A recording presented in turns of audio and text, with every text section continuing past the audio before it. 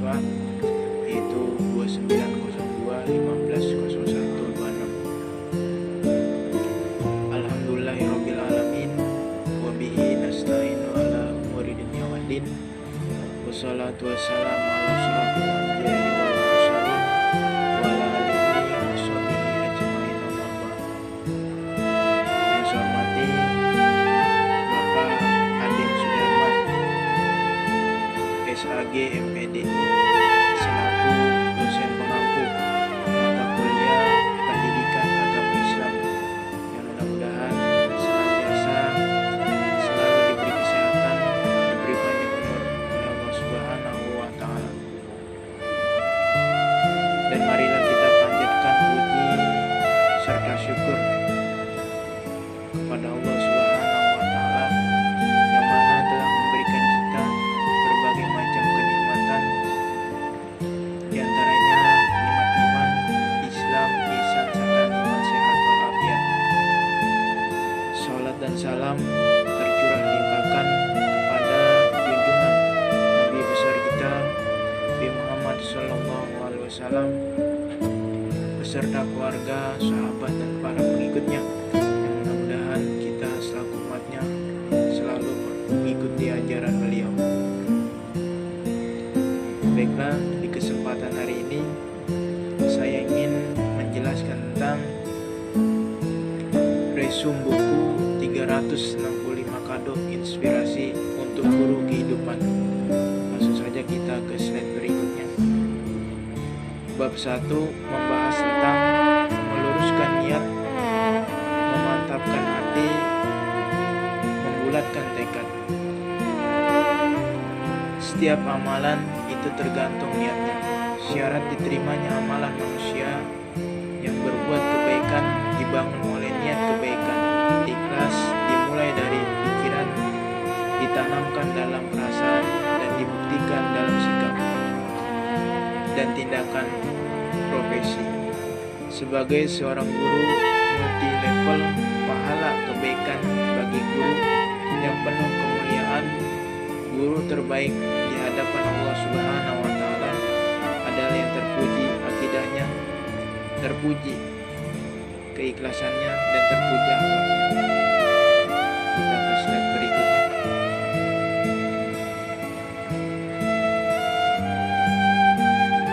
Slide berikutnya yaitu bab 2 menjelaskan tentang menyertakan Allah, tempat berlindung, bergantung yang maha kaya dan maha kuasa.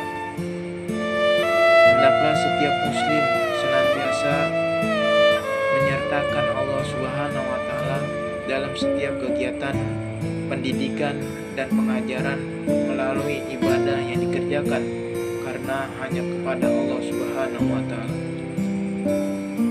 saja guru berlindung dan bergantung atas segala permasalahan yang dihadapi dalam pendidikan dan pengajaran. Kurikulum pendidikan terbaik bertujuan mendekatkan dan mengantarkan guru dan siswa ke surga. Guru harus meninggalkan metode pembelajaran yang membuat siswa jauh dari Allah Subhanahu wa Ta'ala. Goal akhir dari kegiatan dari belajar mengajar adalah menambahkan ilmu pengetahuan, perubahan kepribadian, dan semakin menguatkan keyakinan kepada Allah Subhanahu wa Ta'ala. Di bab 2 menjelaskan tentang membangun visi, menentukan misi, menetapkan resolusi. Visi guru merupakan gambaran cita-cita dan mimpi yang ingin diwujudkan di masa depan. Berkaitan dengan tugasnya sebagai pendidik dan pengajar, guru tanpa visi dan dapat dipastikan mengajar tanpa arah dan tujuan. Visi dan resolusi penting dituliskan dan diperjuangkan. Masa depan bangsa tergantung kepada apa yang ditanamkan guru pada pikiran siswanya.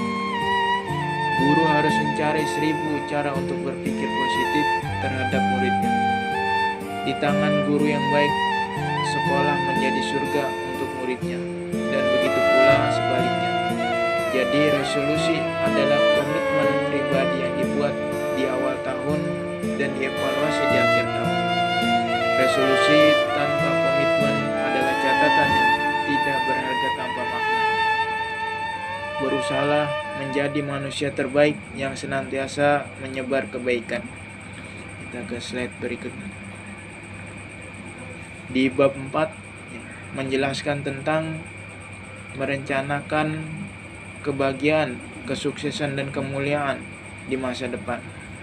Semua guru mampu merencanakan kehidupan sukses dan bahagia, dan ilmu yang dimilikinya, ibadah yang efektif menjemput kesuksesan guru di masa depan. Dengan sholat duha di pagi hari dan sholat tahajud di malam hari, semakin kita jauh dengan dosa, semakin dekat kita dengan kesuksesan. Guru yang luar biasa menghasilkan anak didik yang luar biasa. Itu bisa, tapi guru biasa yang menghasilkan anak didik yang luar biasa, itu baru sangat luar biasa. Keberhasilan sangat ditentukan oleh kemampuan mengembangkan budaya menulis, membaca, menyimak, dan mendengarkan di zaman ini yang serba digital. Guru harus bersahabat dengan media sosial agar dapat beradaptasi dengan situasi dan kondisi zaman. Hanya guru yang melekat digital dapat mendidik generasi milenial. Masa depan sukses itu terencana dan diperjuangkan, bukan hanya berpaku tangan. Semua guru mampu merencanakan siswanya menjadi apa kelak di masa depan. Kita set selanjutnya. Bab 5 membahas tentang membangun kredibilitas, kepercayaan diri, dan motivasi beradaptasi. Membangun kredibilitas, kepercayaan diri, dan motivasi berprestasi.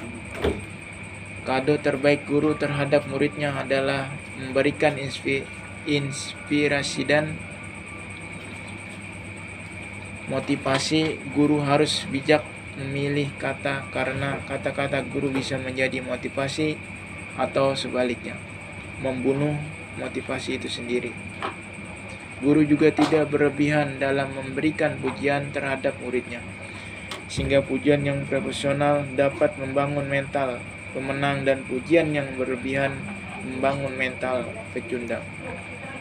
Guru yang hebat apabila didukung oleh orang tua yang hebat, maka akan melahirkan anak yang hebat pula. Ketika murid dalam kondisi mental terganggu, guru wajib membantu. Guru harus menumbuhkan mental lebih baik, mencoba gagal daripada gagal mencoba. Temukan mutiara di setiap anak dengan cinta dan kasih sayang. Biasakan untuk selalu tersenyum agar perasaan anak menjadi lebih nyaman. Dengan cinta dan kasih sayang dapat mengendalikan egoisme anak. Motivasi dan percaya diri yang dimiliki seorang guru akan dapat ditularkan kepada anak didiknya. Kita slide berikut. Di bab 6 membahas tentang karakter unggul dan kebiasaan sukses. Setiap guru harus mengawali hari dengan kegiatan positif, dengan bangun pagi dan sholat duha. Membaca buku yang bermanfaat juga salah satu cara untuk memberikan inspirasi bagi seorang guru. Di samping menjaga kesehatan jasmani, seorang guru juga harus menjaga kesehatan rohani. Kesehatan jasmani bisa dengan makan makanan sehat, olahraga, dan cukup istirahat. Sedangkan kesehatan rohani dengan ibadah harian juga mendengarkan kajian yang dapat menambahkan keilmuan kita. Di samping itu, seorang guru tidak hanya pandai beribadah tapi juga pandai menjaga lidah. Untuk itu, seorang guru harus pandai memilih teman, dan kualitas bacaan juga harus diperhatikan. Ketika seorang guru pandai bergaul dan banyak membangun relasi, maka kita dapat menjadi orang terdepan yang menebar kebaikan dan kebermanfaatan dimanapun kita berada. Slide berikut. Di bab 7 menjelaskan tentang menggapai keberkahan dan peduli dan berbagi. Di bab 7 ini menjelaskan tentang menggapai keberkahan dengan peduli dan berbagi. Melatih kepekaan terhadap penderita orang lain tidak bisa hanya dengan teori saja, tetapi praktik langsung memberi dan berbagi hati dengan penuh cahaya ilahi. Akan sangat mudah untuk berbagi. Menggerakkan hati anak didik untuk peduli sama adalah bagian tugas mulia dari seorang guru. Dengan adanya bencana alam yang banyak terjadi, menjadi saran tepat mendidik jiwa sosial. Kita tanamkan kepada anak didik bahwa setiap tetes keringat dalam membantu sesama akan berubah pahala yang luar biasa dari Allah Subhanahu wa Ta'ala. Bukan dari besar kecilnya bantuan yang kita berikan, tetapi dari keikhlasan dalam meringankan beban saudara kita. Guru yang senantiasa berbagi cerita, bahagia, dan canda tawa akan sangat berharga di mata anak didiknya yang mengalami kesulitan. Menghilangkan kesulitan dan penderita orang lain akan mendatangkan kebahagiaan tersendiri bagi kita. Cinta dan kasih sayang yang benar akan menimbulkan keterikatan batin yang kuat antara guru dan anak didik. Kita ke slide.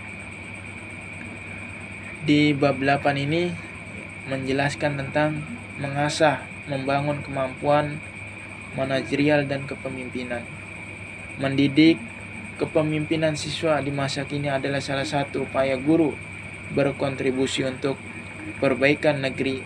Guru harus bisa mendidik calon pemimpin di masa depan. Di belakang pemimpin besar dan hebat terdapat peran guru yang luar biasa dalam mendidiknya. Kesuksesan guru sebagai pemimpin dalam pembelajaran terlihat dari perubahan anak didiknya. Untuk mencetak calon pemimpin yang besar, awal dengan pendidikan anak untuk bisa memimpin dan mengendalikan diri. Di samping itu, anak didik dilatih juga untuk dapat mengambil keputusan untuk bekerja sama, juga salah satu hal penting yang harus diajarkan kepada anak didik kita. Nilai-nilai kepemimpinan diajarkan dengan keteladanan tanpa kekerasan dan pemaksaan. Guru juga harus menanamkan bahwa kecepatan dan ketepatan pemimpin dalam mengambil keputusan akan sangat menentukan masa depan bangsa. Di bab 9 ini menjelaskan tentang mengajar, mendidik dengan cinta dan kasih sayang. Kunci dalam membuka hati anak adalah dengan cinta dan kasih sayang. Guru dengan cinta dan kasih sayang selalu menyebarkan kebahagiaan kepada muridnya. Pendidik tanpa cinta dan kasih sayang tidak akan memiliki kekuatan untuk berubah karakter dan kepribadian. Semakin banyak cinta yang diberikan, maka akan sedikit masalah yang ditimbul pada anak didik kita dalam pengajaran. Nasihat kebaikan guru yang disampaikan dengan tulus dan penuh kasih sayang akan terus terekam oleh anak didik. Jangan pernah bosan mencintai dan menyayangi anak didik kita. Kita sebagai matahari tak pernah bosan menyinari alam semesta. Hubungan antara guru dan anak didik akan terasa indah jika saling mencintai karena Allah Subhanahu wa Ta'ala. Di bab 10 menjelaskan tentang keutamaan profesi dan ikhtiar mencintai pekerjaan setulus hati. Mencintai pekerjaan mendatangkan keikhlasan dan kebahagiaan. Hanya guru yang mencintai pekerjaan yang dapat menghadirkan pembelajaran yang menyenangkan. Guru yang baik dapat menentukan kualitas pendidikan dan pembelajaran. Untuk memperbaiki kualitas bangsa dimulai dari memperbaiki kualitas gurunya. Baik buruknya guru tergantung dari kecintaannya terhadap profesinya. Semakin tinggi rasa cinta pada profesinya, maka akan semakin tinggi motivasi untuk meningkatkan kapasitas diri. Besarnya rasa cinta terhadap profesi guru, maka akan makin besar pengorbanan untuk memberikan yang terbaik dalam kegiatan pembelajaran. Kualitas pendidikan dan pengajaran berada di tangan guru-guru yang mencintai pekerjaannya. Slide berikutnya. Di bab 11 menjelaskan tentang membangun komitmen menjadi pendidik pengajar pembelajaran yang menebar kebaikan dan kebermanfaatan. Guru harus komitmen dengan janji, confident dengan kemampuan diri, dan konsisten dengan hati nurani. Sebelum kita mengajarkan ilmu pengetahuan, sebaiknya terlebih dahulu mengajarkan adab dan etika. Dengan mengajarkan keteladanan yang baik, maka akan otomatis menanamkan karakter dan kepribadian yang baik terhadap anak didik. Melatih hafalan itu lebih efektif di masa muda, menguatkan pikiran dengan hafalan dan melembutkan perasaan dengan Al-Quran.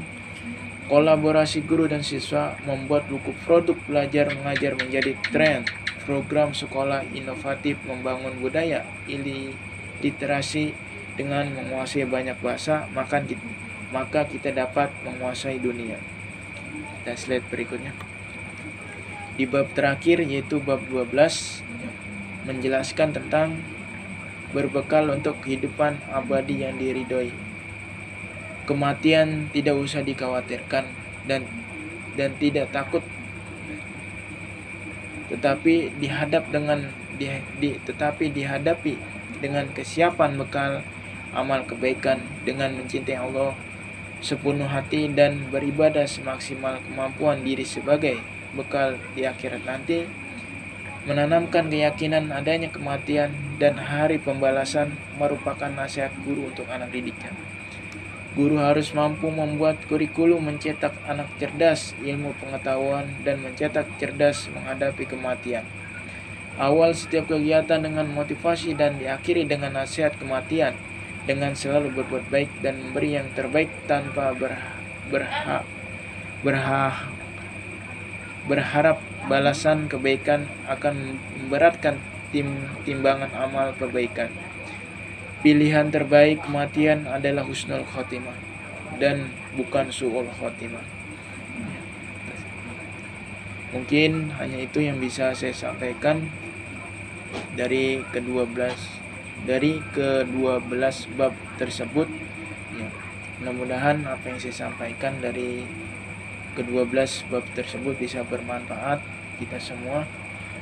Kurang dan lebihnya saya mohon maaf apabila ada salah daripada menjelaskan resume buku 365 kehidupan. Saya ingin dibukakan pintu maaf yang sebesar-besarnya. Saya akhiri, wabillahi taufiq wal hidayah. Wassalamualaikum warahmatullahi wabarakatuh.